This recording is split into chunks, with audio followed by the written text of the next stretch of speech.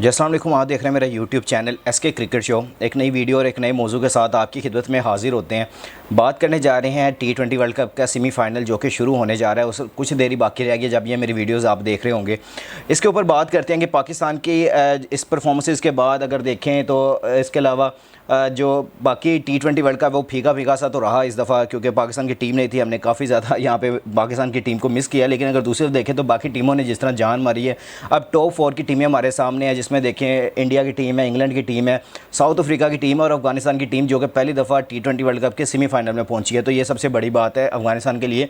और हमने अपने कल की वीडियो में इनको काफ़ी ज़्यादा मुबारकबाद भी दी थी और हमने पूरी एक वीडियो भी की थी इनके ऊपर। अच्छा, अब हम आते हैं थोड़ा सा जो खबरें निकल के अभी सामने आ रही हैं कि क्या वो जो गुलबदीन साहब ने वहाँ पे एक्ट करके दिखाया है, वो काफ़ी सोशल मीडिया पे इस टाइम ट्रोलिंग कर रहे हैं और लोग पूछ भी रहे हैं कि क्या ये आईसीसी की तरफ से लीगल है कि अगर वो बीच में हमने जिस तरह डिले देखा कि इन्होंने अपने हैमस्ट्रिंग का बहाना बनाया और फिर ज़मीन पे लेट गए और उसके बाद फिर यानी कि 2 मिनट का इन्होंने ये किया, उसके बाद बारिश आ गई तो फिर मैच का डीएलएस के थ्रू ये अफ़गानिस्तान जीत जाता है।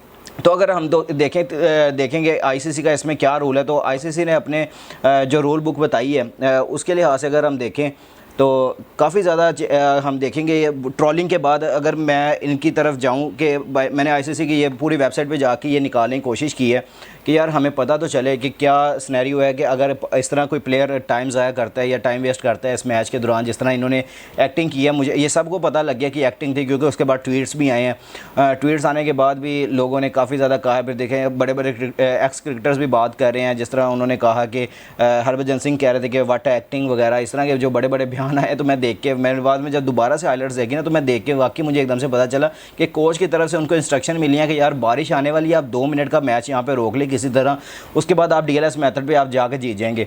तो ये नूर खान का ओवर चल रहा था, जहाँ पे पीछे से एकदम से अभी वो अपने ओवर की आखिरी तकरीबन सेकंड लास्ट बॉल कर रहे थे, जिसमें गुलबदीन नायब ने एकदम से पीछे से अपने हैमस्ट्रिंग के लिए अपनी टांग पकड़ी और नीचे लेट गए। फिर वहाँ से फिजियो आते हैं बाहर से, वो आके देखते हैं कि यार इनको क्या मसला है। फिर वो उनको उठा के बाहर लेके जाते हैं। इसी दौरान बारिश शुरू हो जाती है, फिर मैच रोक दिया जाता है।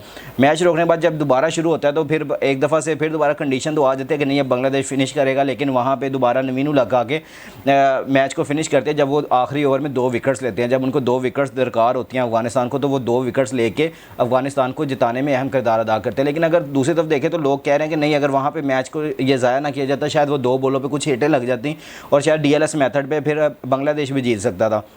और नो डाउट अगर मैं देखूँ आईसीसी ने इस पे क्या रूल कहा है, तो उन्होंने कहा under the ICC code of conduct time wasting is specified as a level 1 और level 2 offense for which the punishment can be a fine of up to 100% of a player's match fee or up to 2 suspension point।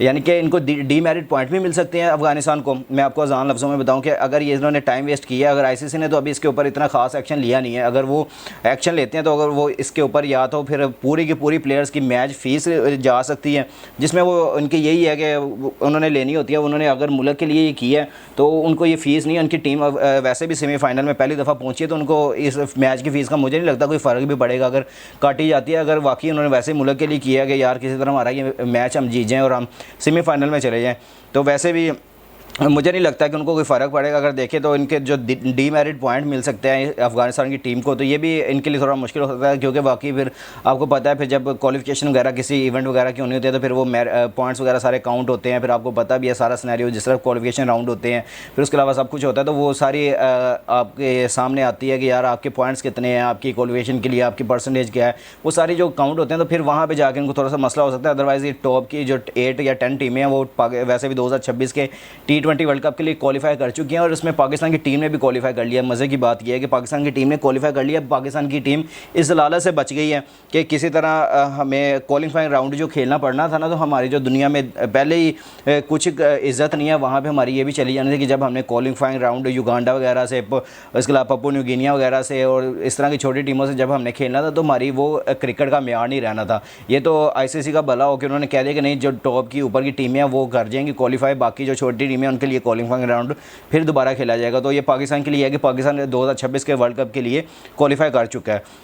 तो ये गुलबदीन का जो इस time ये चल रहा है, जो कि उन्होंने वाकई मैं देख रहा था कि काफ़ी ज़्यादा ट्रोलिंग हो रही है। कुछ लोग कह रहे हैं कि इनको ऑस्कर मिलना चाहिए, जिस तरह की इन्होंने कल के ये पूरी की है, ड्रामेबाजी की है। लोग इस तरह के वर्ड्स यूज़ कर रहे हैं कि पूरे ड्रामेबाजी करने के बाद इनको ऑस्कर मिलना चाहिए। तो ये मैं चाहता हूँ कि हाँ ठीक है, अपने मुल्क के लिए उन्होंने कुछ किया है तो ठीक है, लेकिन ये मैं गेम के लिहाज से कहूँगा कि गेम के लिहाज से आपने गलत किया है। शायद आपने वहाँ पर, मैं देख रहा भी था और मुझे पता भी था, शायद वो ये बिल्कुल हाथ में था बांग्लादेश के मैच, वहाँ से निकालने में कुछ इनका ये जो 2 मिनट का लेटना था यहाँ पे ख़त्म होता है। और फिर उसके अलावा जो दूसरी तरफ देखें तो उनका बारिश के बाद आने के बाद उनका जो खेलने का स्टाइल वो चेंज हो जाता है, जिसकी वजह से फिर वो मैच आपके हाथ में नहीं रहता और अफ़गानिस्तान आसानी से वहाँ से मैच जीत जाता है। अब थोड़ा सा आगे बात कर लेते हैं वेदर के बारे में। अब वेदर के बारे में मुझे बहुत ज़्यादा यहाँ पे सवाल भी हो रहे हैं और पूछ भी रहे हैं लोग भी कि काफ़ी ज़्यादा कि यार वेदर के बारे में बताएं कि जो ये इनका सेमीफ़ाइनल है, कल पहला सेमीफ़ाइनल, दूसरा सेमीफ़ाइनल, इन दोनों में क्या सिनेरियो है। तो ये भी सबसे ज़्यादा दर्द सर बना हुआ है कि यार सेमीफ़ाइनल के लिए इन्होंने एक रिज़र्व डे रखा है और दूसरे सेमीफ़ाइनल के लिए इनके पास कोई रिज़र्व डे नहीं है। जो अगर देखें साउथ अफ्रीका और उसका अफ़गानिस्तान का मैच पहला होना है, उसमें देखें तो साउथ अफ्रीका विल क्वालिफाई कर जाएगा। अगर मैच को डिस्टर्ब करती है तो साउथ अफ्रीका यहाँ से ऑटोमेटिकली क्वालिफाई कर जाएगा। अगर देखें तो दूसरी तरफ अगर इंडिया और इंग्लैंड के दरमियान अगर ये मैच होता है तो उसमें भी अगर बारिश इनको इंटरप्ट करती है तो वहाँ से भी इंडिया क्वालिफाई कर जाएगा। इंडिया और फिर उसके बाद साउथ अफ्रीका का फाइनल खेला जाएगा। तो यानी कि फिर इंग्लैंड भी बाहर हो जाएगी और उसके अलावा अफ़गानिस्तान भी बाहर हो जाएगी। तो ये 2 टीमें अगर बाहर हो जाती हैं तो फिर तो मैं समझता हूँ कि ये ख़त्म होगी कहानी। मैं चाहता हूँ साउथ अफ्रीका या बांग्लादेश में से ये जीते। मैंने कल की एक ही वीडियो में बात कर रहा हूँ कि मैं चाहता हूँ कि साउथ अफ्रीका या फिर अफ़गानिस्तान दोनों में से कोई एक टीम ये वर्ल्ड कप जीते। मैं नहीं चाहता कि इंग्लैंड जीते या इंडिया जीते, क्योंकि इनके पास पहले भी ये टाइटल मौजूद हैं, लेकिन दोनों टीमों के पास कोई टाइटल नहीं है इस वर्ल्ड कप का। तो मैं चाहता हूँ कि इन दोनों टीमों में से कोई जीते। और अच्छी बात है कि यार कोई ऐसी ग्रोइंग नेशन भी हो, जो ग्रोइंग क्रिकेट भी मैं कहता हूँ क्रिकेटिंग टीम हो, जो आगे से ये मैच जितवा के भी दे और अच्छे तरीके से अपने मुल्क को रिप्रेजेंट जिस तरह ये करते हैं वैसे भी ये करके दिखा रहे हैं। और जिस तरह अफ़गानिस्तान की टीम ने ग्रूम किया है पिछले 4-5 सालों में, आउटस्टैंडिंग है और बहुत ज़्यादा तारीफ़ हो रही है। सोशल मीडिया पर देख लें, उनके अपने प्रेसिडेंट की तरफ देख लें, फिर तालिबान हुकूमत की तरफ से देख लें, तो काफ़ी ज़्यादा उनको मुबारकबादें मिल रही हैं, उनको काफ़ी ज़्यादा खुश किया जा रहा है। फिर वहाँ पर वीडियो कॉल चल रही है, तो ये काफ़ी अच्छी बात है अफ़गानिस्तान के लिए। और मैं चाहता हूँ कि अफ़गानिस्तान या साउथ अफ्रीका इन दोनों में जीते। और बारिश का चांस देखो तो तकरीबन 60% 80% चांसेस है बारिश के भी, क्योंकि बारिश का आपको पता ही है कि बारिश का तो किसी के ऊपर ज़ोर नहीं है। बारिश की वजह से एक सेमीफाइनल के ऊपर अगर रिज़र्व डे रखा हुआ है, अगर फिर भी रिज़र्व डे करने के बाद भी अगर कुछ सारे तोड़ करने के बाद भी अगर नहीं, तो फिर वहाँ से इंडिया क्वालिफाई कर जाएगा और उधर से साउथ अफ्रीका कर जाएगा। तो ये प्लस पॉइंट हो जाएगा इन दोनों टीमों के लिए। और दोनों बाकी जो 2 की टीमें हैं उनके लिए अगर देखें तो उनके लिए सबसे बड़ी मौत होगी अगर बारिश हो जाती है। तो ये आज की वीडियो थी। आप नीचे कमेंट सेक्शन में अपनी राय का इज़हार ज़रूर करना है, ताकि आपको लेटेस्ट वीडियो मेरी आज तक जो भी हैं पहुँचती रहेंगी इंशाल्लाह। बस आपने जल्दी से जल्दी लाइकन को और आपने मेरे चैनल को सब्सक्राइब करना है, ताकि लेटेस्ट वीडियो आप तक पहुँचे। इंशाल्लाह मिलते हैं नेक्स्ट वीडियो में। अपना और अपने आसपास के लोगों का ख्याल रखिएगा और दुआ में हमें भी याद रखिएगा। अल्लाह हाफ़िज़।